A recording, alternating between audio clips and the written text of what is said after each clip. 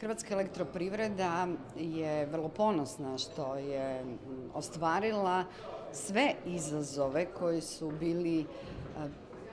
kroz gotovo 365 dana u godini vezani uz dodjelu Mumford standarda. Mi smo danas ponosni nositelji tog standarda i vjerujemo da će vrijeme koje je pred nama vrlo brzo pokazati da nismo samo težili postati nositelji standarda, već da ćemo u našim svakodnevnim praksama,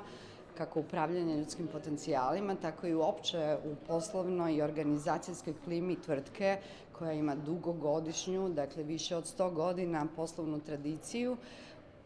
unijeti i zapravo osvježiti i ovako bogatu praksu u kojoj se vodi računa o rodnoj ravnopravnosti, vodi računa o spolnoj ujednačenosti i pravima unutar sustava.